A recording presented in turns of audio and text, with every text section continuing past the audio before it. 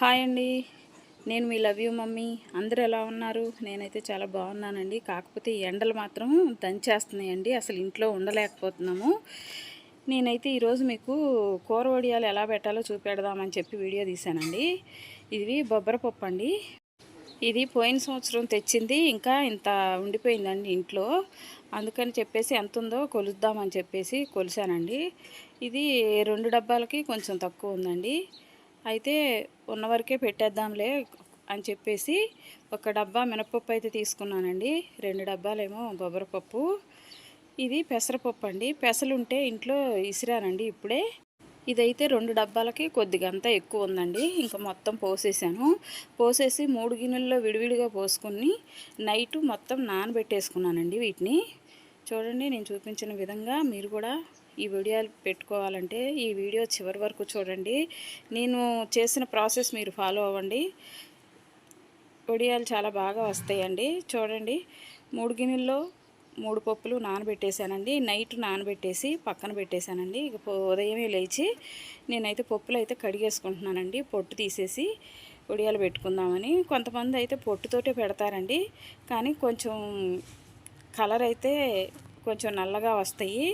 అక్కడికి నేను కొద్దిగా పొట్టు వదిలేసానండి, అందుకనే ఇంకా పచ్చగా రాకుండా కొంచెం ఆ కలర్లో ఉన్నాయండి.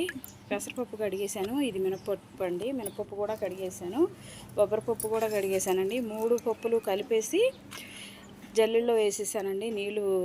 నీళ్ళు మొత్తం పూర్తిగా దిగిపోయిన తర్వాతే ఇది మిక్సీ పట్టుకోవాలండి. లేకపోతే పలసగా వస్తే వడియాలు గుడ్డకి అతుక్కుపోతాయండి, పొడిమైపోతాయి. అందుకని చెప్పేసి పూర్తిగా నీళ్లు వడపోసేసిన తర్వాత ఇంకా పప్పు అయితే రుబ్బేసుకున్నానండి. తర్వాత అల్లం, పచ్చిమిర్చి కూడా మిక్సీ పట్టేసుకున్నానండి. పిండిలో వేసేసి కలుపుకుంటున్నాను. అల్లము, పచ్చిమిరపకాయలు కూడా పిండి మొత్తం కలిపేసుకోవాలండి శుభ్రంగా.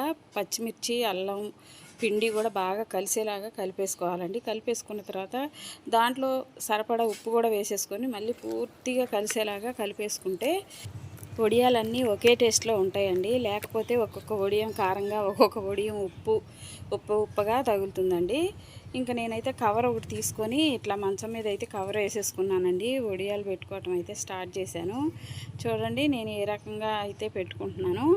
మీకు అదే సైజులో కావాలంటే అదే సైజులో పెట్టుకోవచ్చండి. లేదు ఇంకా పెద్దగా పెట్టుకోవాలంటే ఇంకా పెద్దగా పెట్టుకోవచ్చు.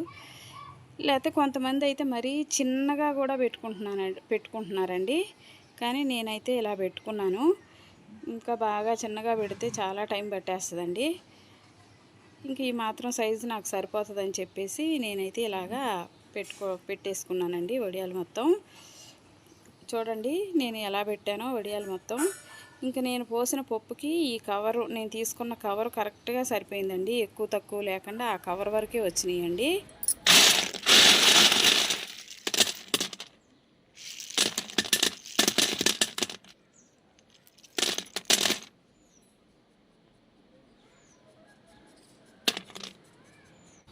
చూడండి ఎంత బాగా ఎండిపోయినాయో, గలగలలు ఆడుతున్నాయి కదా ఒక్కరోజుకే. ఎండలు మాత్రం అంత విపరీతంగా ఉన్నాయండి. అందుకని వడియాలు ఒక్కరోజుకే ఇలా ఎండిపోయినాయి.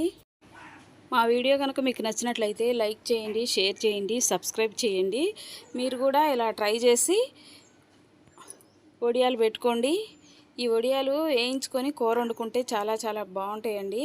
టమాటా వడియాలు వండుకోవచ్చండి. ఇప్పుడు చింత చిగురు టైం కదా, చింత చిగురు వడియాలు కూడా వండుకోవచ్చండి. చాలా బాగుంటాయి వడియాలు, చింత చిగురు, ఉల్లిపాయ వడియాలు వండుకోవచ్చండి.